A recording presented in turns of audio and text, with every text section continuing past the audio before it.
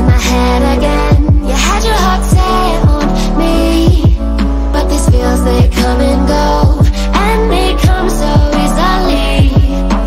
Tell me what it is about you that I can't forget, but you break.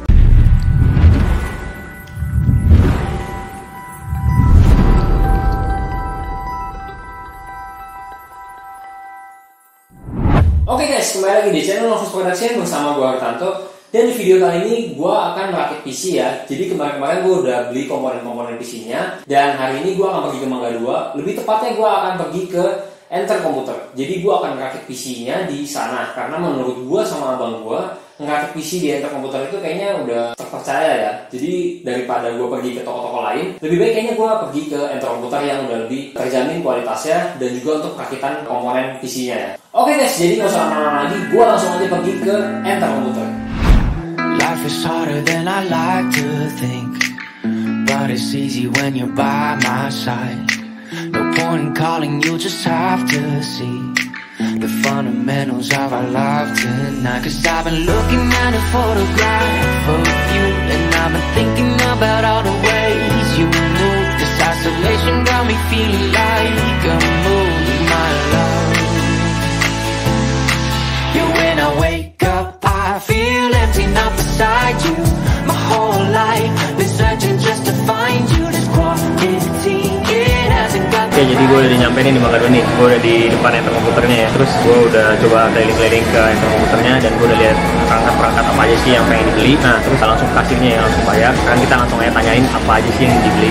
Jadi untuk deskripsinya mungkin nanti akan gue cantumin ini di kolom deskripsi, dan juga nanti di video totalnya berapa. Yang jelas kita tunggu aja nih untuk prosesnya, berapa lama untuk jadinya, dan juga kira-kira komponennya ini worth it atau enggak sih udah kita beli nih. Gitu. Tanpa panjang lebar, yuk kita langsung cek lagi nih komputer kita udah jadi atau belum. Yuk.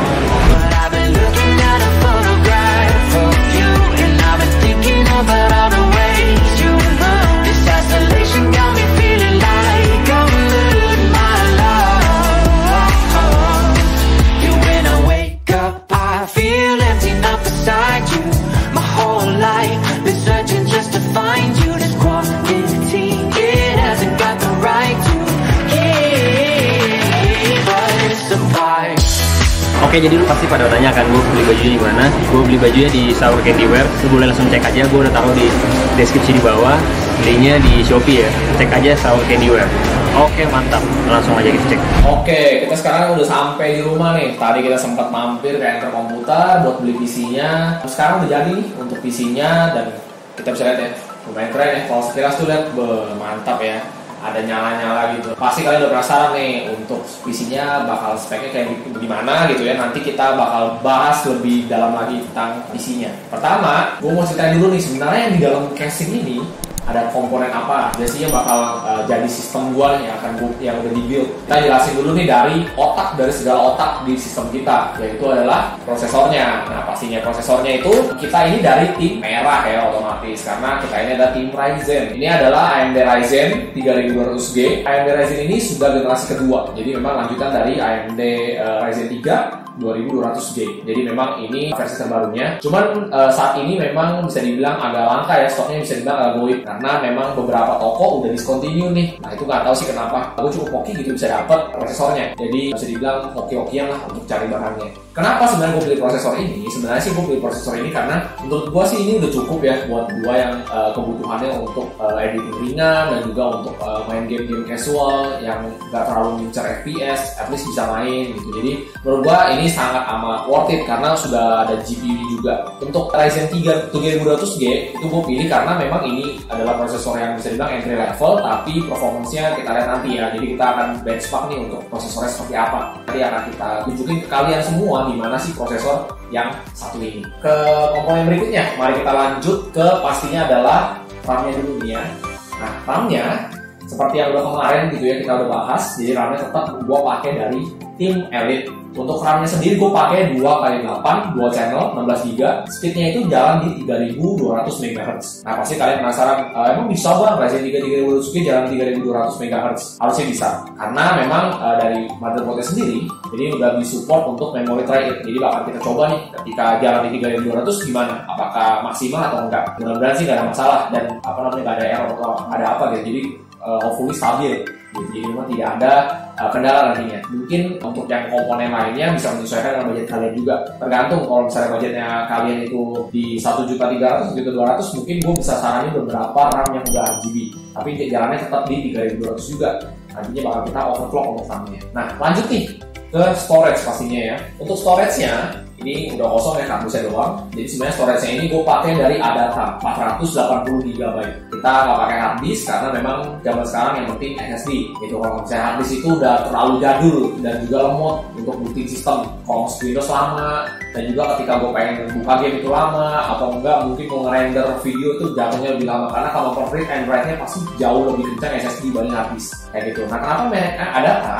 Karena menurut gua Adata ini salah satu merek yang cukup besar gitu ya, walaupun memang tidak sekaliber Samsung atau mungkin Kingston, tapi dengan Adata ini kita bisa dapat performa yang kurang lebih mirip-mirip dengan harga yang pastinya lebih murah. Untuk motherboardnya seperti yang di video sebelumnya, ini ada dari MSI B450 Pro M2 Max. Kenapa gua pilih ini? Sebenarnya sih gua agak galau antara milih ini atau mungkin dari B450M dari ASRock. Cuman karena gua lihat di sini, kalian bisa lihat di sini ya, ada memory trade-in. Ini sangat amat berguna nih karena gua beli RAM-nya sendiri 3.200, jadi ini bisa buat eksperimen gua nih. Gua akan nyoba-nyoba kira-kira apakah cocok nih untuk RAM-nya. Kita akan bereksperimen sedikit ketika kita OC RAM-nya, kira-kira ini stabilnya jalan di frekuensi berapa. Makanya gua sangat amat butuh untuk fitur memory trade ini yang nggak ada di motherboard lain, kayak contohnya ASRock, Gigabyte, Asus. Nah itu nggak ada, jadi mesti benar-benar manual untuk setting RAM-nya. Sebenarnya sih gua kalau mau A320 itu boleh banget, cuman A320 ini nggak bisa di overclock untuk CPU-nya. Jadi kemungkinan ini akan gua overclock untuk CPU-nya, akan gua naikin frekuensinya.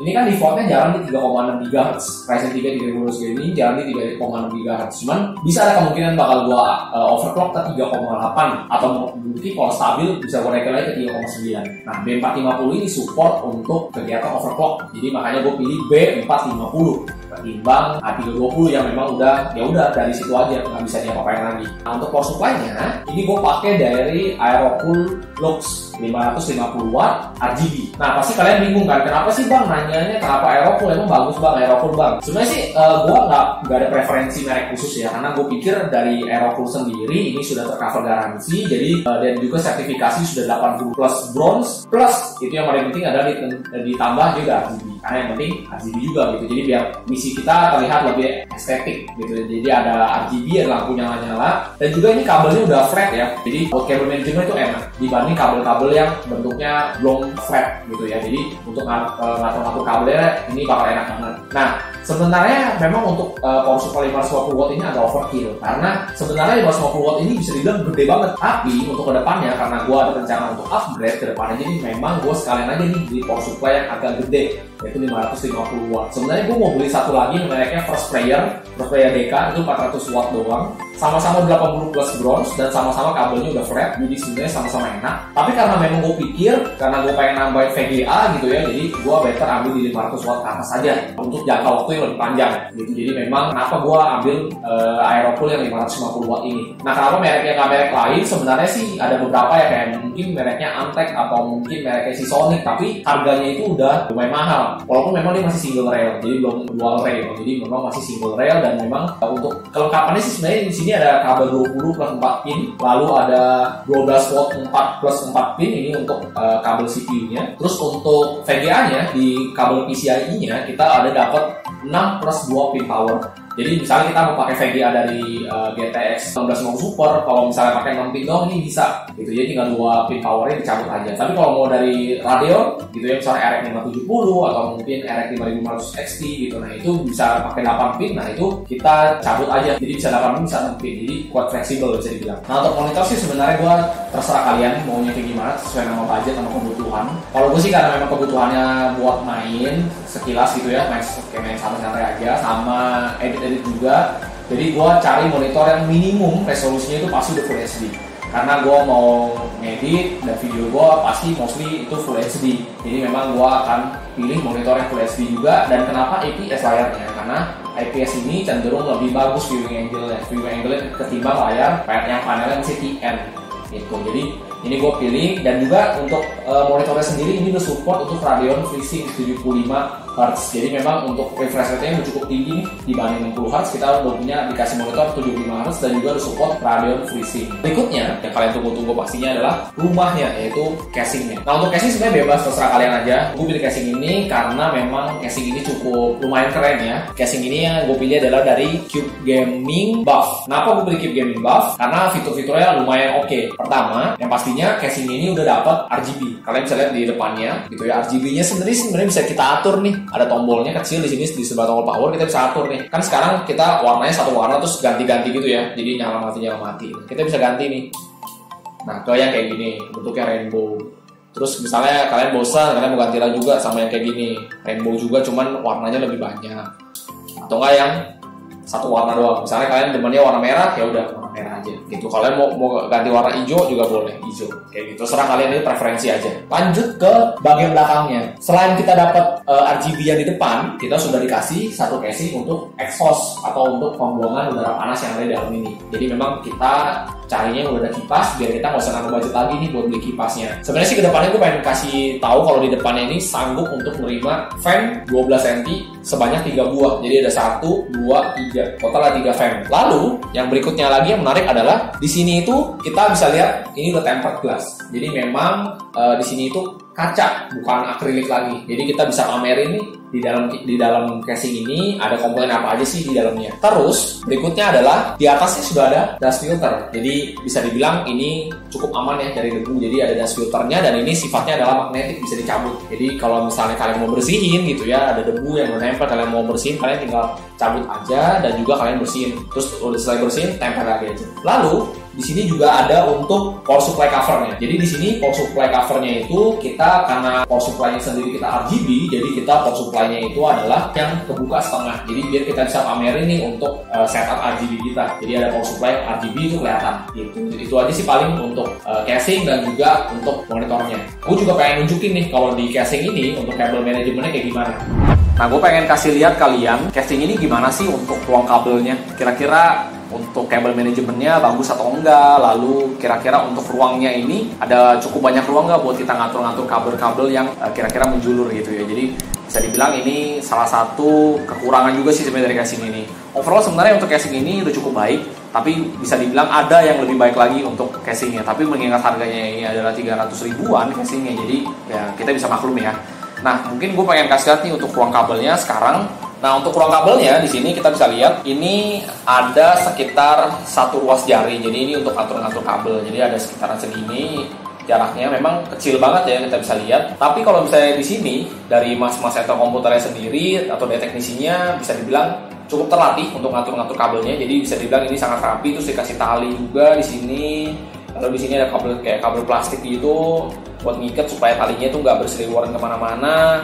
Kabel SATA-nya untuk yang ke SSD juga rapi ya, diikat juga di sini. Terus ke bawahnya, nah bisa bilang ini yang agak berantakan. Karena di kabel bawahnya ini bisa dilihat agak sedikit semraut. Tapi memang masih dikasih kayak tali sedikit untuk kita bisa lihat di situ tuh ada tali buat ngikat kabelnya supaya lebih teratur. Makanya tadi gue bilang kalau di casing ini bisa dibilang tidak cukup bagus ya untuk kabel manajemennya, tapi masih oke karena kita masih dikasih ruang yang sedikit untuk ngatur-ngatur kabel. Untuk casing ini juga covernya itu memang bisa dibilang tidak ada ruang lagi, jadi tidak ada tonjolan lagi. Jadi memang covernya itu plain aja seperti ini, jadi sangat amat tipis. Terus sudah itu ya datar aja gitu, nggak ada jendolan lagi. Jadi memang untuk room buat perkabelannya kurang. Itu aja sih paling untuk kekurangan dari casing ini.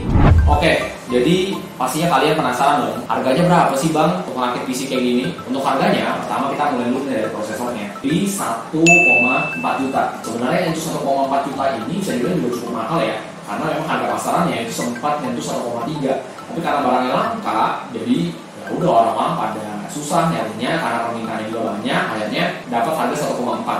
Nah, untuk komponen berikutnya, ini power supply. Nah, ini harganya di 540.000. Sebenarnya di Tokopedia harganya 545.000, cuman ketika gue pergi ke enternya, gue tanya, kebetulan harganya turun 5.000.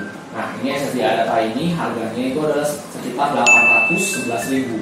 Kita lanjut ke RAM dulu. RAM-nya kita di tim group, itu totalnya adalah sekitar 1.006.000. Untuk komponen berikutnya adalah motherboard. Motherboard ini belinya di monitor komputer, tapi di toko lain. Nah, gue dapat ini harga 1265. Monitornya, untuk monitornya sendiri gue pilih LG, harganya 1237. Untuk casing sendiri, harganya itu adalah 380.000. Ya, untuk totalnya ada di sini ya. Itu cuman beberapa ada yang bisa diganti sih, kayak misalnya kalian mau pilih RAM-nya yang RGB yang lebih mahal gitu ya. Dan juga monitornya pilih yang lebih bagus, itu boleh aja. Motherboardnya juga kalian misalnya, oh saya nggak suka MSI, mau pilih ASRock, boleh aja, terserah. Itu preferensi kalian masing-masing. Komponennya mau lebih murahin lagi, ya bisa motherboardnya ganti aja ke chipsetnya A320 aja. Gitu. Jadi memang nggak terlalu tinggi, B450, A320 aja, ya udah, sok silakan. Oke, paling sekian aja video kali ini. Benchmarknya kalian tungguin, benchmarknya bakal kayak gimana, itu akan kita tayangkan di video berikutnya. Tentang gimana sih performa dari Ryzen 3 3200G ini, gimana sih kalau misalnya kita pakai buat main, gimana kalau kita pakai buat ngedit, stabil atau enggak, kayak gitu. Nah, itu semua akan kita kupas tuntas di video berikutnya. Untuk videonya sampai sini dulu. Jangan lupa untuk di like videonya, lalu di share juga nih ke teman-teman kalian. Lalu juga jangan lupa di komen kalau memang ada yang ingin kita bahas dan diskusi bareng-bareng, misalnya kayak komponennya, mau diskusi gitu ya, itu boleh banget, taruh aja komen, pasti gue balas komennya. Oke, sampai ketemu di video berikutnya. Dadah.